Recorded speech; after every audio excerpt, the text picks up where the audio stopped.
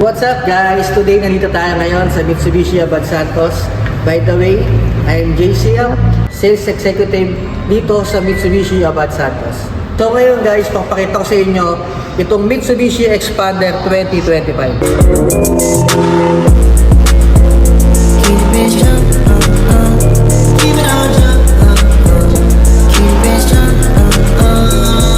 So guys, samahan nyo ko tignan yung exterior ni Xpander. Tara! Itong bagong Xpander 2025 ay equipped ng Dynamic Shield concept. T-shaped headlamps, daytime running light, at 17-inch two-tone alloy wheels. Equipped na rin siya na LED fog lamps. At ang maganda dito, yung grill niya, honeycomb na. Naman sa engine, ang engine ng Xpander 2025 ay 1.5 liter, 4 inline dock, 16 valve, Maybach gasoline Euro 4.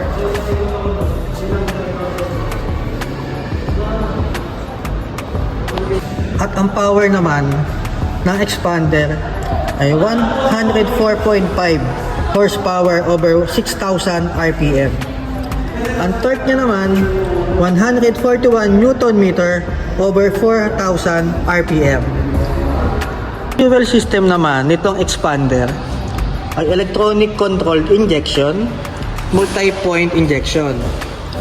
So, ang fuel tank capacity naman ng Xpander ay 45 liters. So guys, tapos na tayo sa engine ng Xpander. Punta naman tayo sa side portion ni Xpander. Ayan guys, kung makikita nyo, itong windshield na Xpander, malaki. Ibig sabihin, more visibility yung makikita natin. At the same time, itong windshield niya ay equipped ng sound insulation windshield. Mas malalesen natin yung sounds na galing sa labas. Naman sa side mirror, equipped na siya ng integrated signal light. Itong integrated signal light, kapag nag-turn right ka or turn left, sabay din siyang umiilaw kasabay ng pinaka-signal light niya na malapit sa headlamps. So guys, pasok naman tayo sa loob ng Xpander.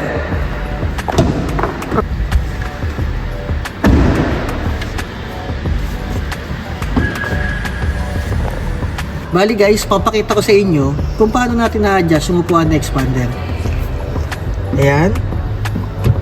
Set mo lang ng tama. Ayan. Yung atras abante naman nasa ilalim. Itong steering wheel natin, adjustable din to. Natitilt siya. Ibig sabihin ng natitilt, natataas tsaka nabababa. Tapos, at the same time, telescopic din siya. Ibig sabihin naman ng telescopic, pwede mo ilapit sa'yo, pwede mo ding ilayo. Yan.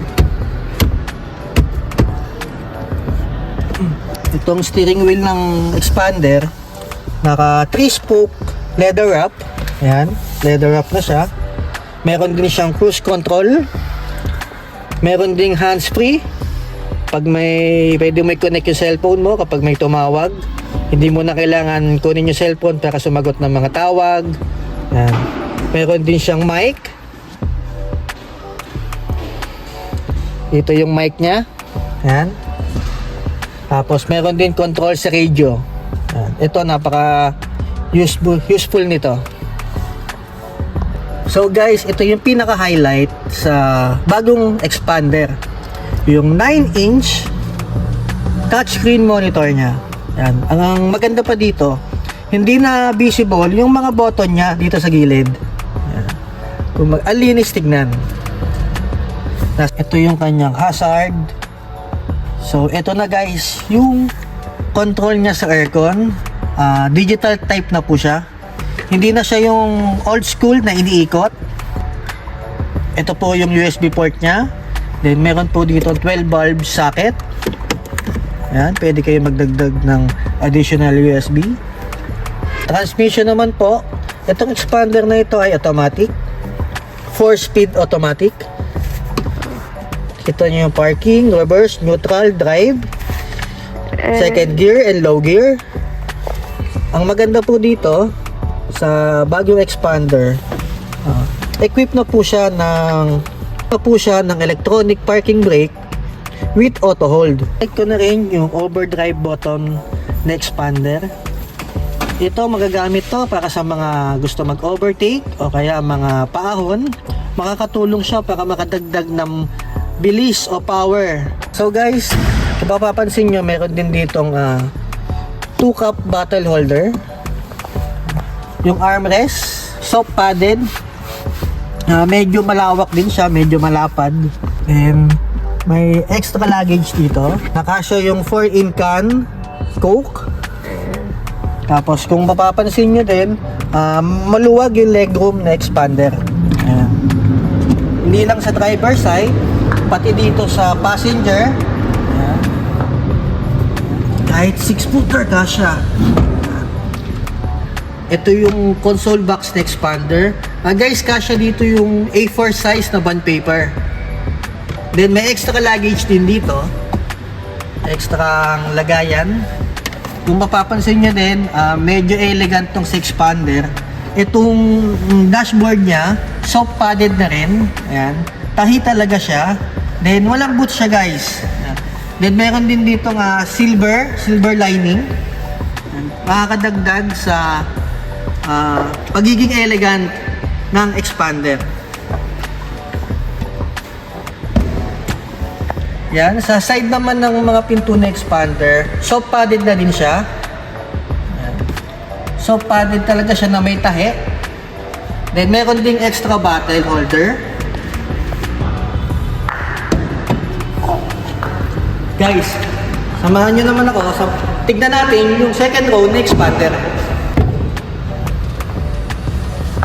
Guys, sa second row naman na expander, meron na rin siyang air ventilation with control. Maganda to dahil ma-adjust mo yung lamig sa likod. Pwede mong lakasan, pwede mong hinaan. And kung papansin nyo, meron siyang USB port. Malaki advantage dito para sa mga gusto mag-charge, na kahit nasa second row ka, pwede ka mag-charge. Yung legroom niya, malawak din, malaki. Yan. Sa seat niya, kung mapapansin nyo guys, hindi siya leather, pero gawa siya sa high quality fabric materials.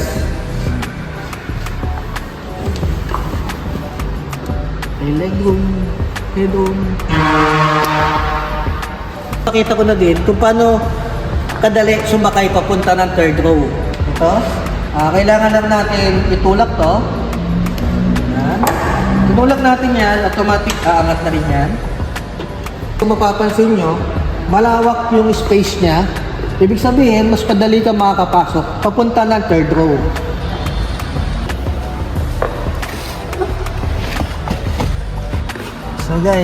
So guys, andito na ako sa third row na expander. Kung makita nyo, malaki pa, malawak pa yung space niya. Then, etong upuan sa likod, nare-recline din siya. Ayan. Tapos, meron din siyang headrest. Ayan. Ayan.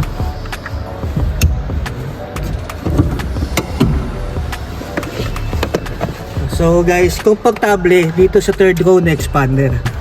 At the same time guys, ang maganda pa dito, meron din siyang USB port. Meron din siyang cup holder na para sa mga uupo sa third row.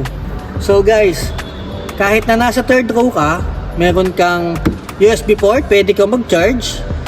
Then meron ka ding lalagyan ng cup holder. So guys, hindi man ako ganun kalaki, hindi din ako ganun kaliit. Pero kung titingnan mo, sobrang daling lumabas. Yan. Galing sa third row na expander.